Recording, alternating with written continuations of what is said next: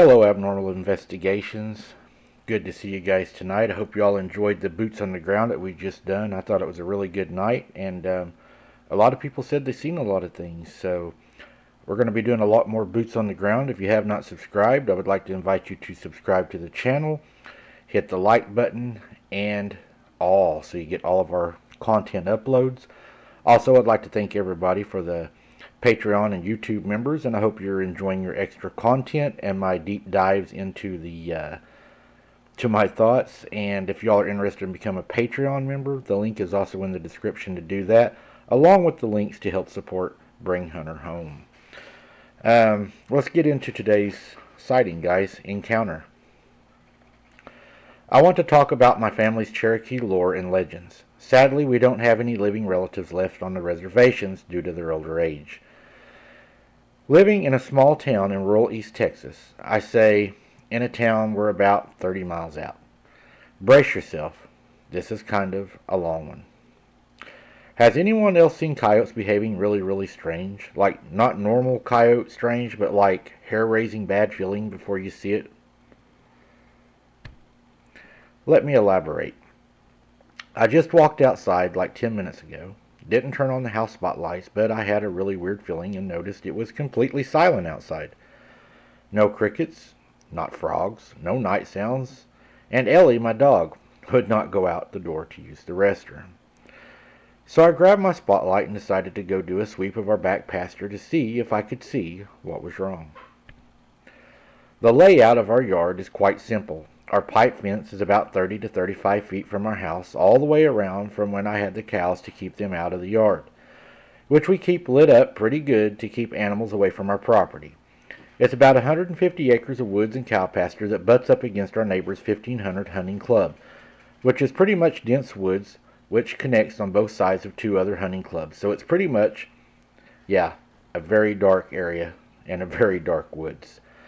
I shine the spotlight, and the first thing I see is a massive coyote, like abnormally big, sitting about 15 feet from our porch, just sitting there and staring. Now, I've dealt with coyotes a lot, and they usually bolt when they get spotted, and they never come within 50 feet of our fence. I stood there staring at this thing for about a good 5 minutes before slowly backing up. With this thing still not moving, so I turned on the floodlights of the house and booked it inside to get Ethan, my cousin. When we came back, and this thing had walked out of the fence and was just walking at a slow pace about 10 feet past the fence. So we set up the gun, spotted it with the light, and as soon as the light hit it, it just stopped and stared at us. Its eyes were really unnerving to look at because they reflected differently than a coyote should. So we took 4 shots at it. The first one hit right in the back, and he stumbled a bit and moved in a circle like it was just shaking off a pesky bug before taking off in a slow trot. It moved closer to the fence, letting us shoot 3 more times before my mare came squealing at it.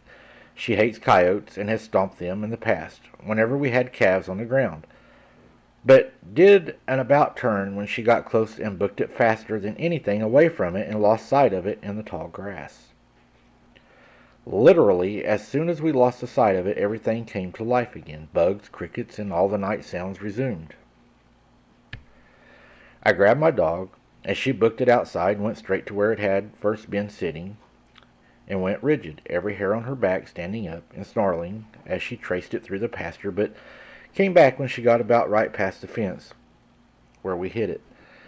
Coyotes have been acting strange lately, but nothing like that. Usually I don't get unnerved by coyotes, but this literally had me frozen with that feeling that something was dangerously wrong. Something was odd. Keep your eyes peeled and keep small animals inside. We sure as hell are protecting our cats and our livestock now. We don't know what's going on. Now later on, the creature did show back up, and we had told my grandma all about it. She didn't believe us. She thought it was just a large coyote. Whenever my grandmother came to the back porch when we finally spotted it again at the Woodline, she said, "Oh wow, now that is interesting. That's not a coyote, that's a wolf." And we told her, we said, we thought it was a coyote. We didn't think there were wolves around here. Grandma said there's not supposed to be wolves around here, but that's a wolf. There's no way that's a coyote. Look at the size of it. And as we were sitting on the back porch watching it, the sun, of course, was going down. It was late evening, and it was still standing there.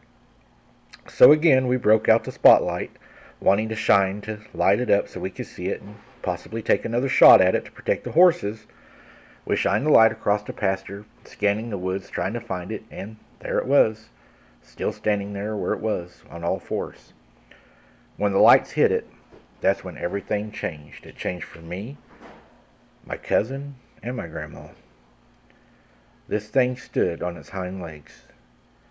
This thing was huge. I'm talking like 10 foot tall.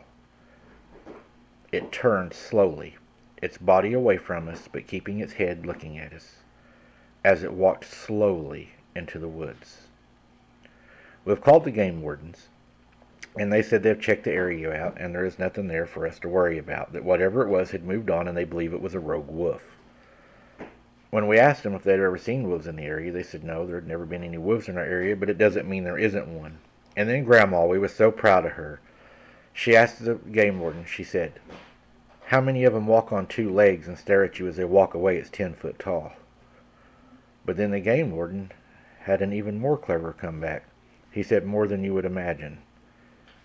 And he got in his truck and left.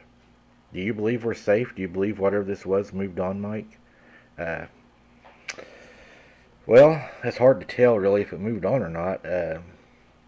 If it's not bothering you right now, I would say that you probably have some things, going in your favor. You probably have your floodlights up, your spotlights and everything. It knows you're going to spotlight it. It knows you're going to shoot at it, so it does know you're a threat. But does it knowing you're a threat make you safer, or does it make you in more danger because now it knows that you'll hurt it if you see it? A lot of things to really think about. I would go with lighting, guys. Probably more lighting. Make sure your stables, if you keep your horses in the stables, make sure they have a lot of lighting, as it might have been looking to maybe eat one of them or something.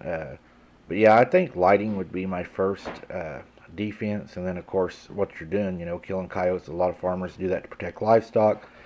And I would even shine my spotlights out through the woods every now and then just to let it know that you're still aware that it's there and to let it know that you haven't forgot about it. That would just be my ideas, some of my opinions. But hope you all enjoyed this one, guys. And until next time, keep your head on a swivel. And we'll see you boots on the ground soon again. I know y'all, I hope, really like that. And we'll try to do more of those also. And don't be something's dinner, guys. Thanks for listening, and we'll see you on the next one.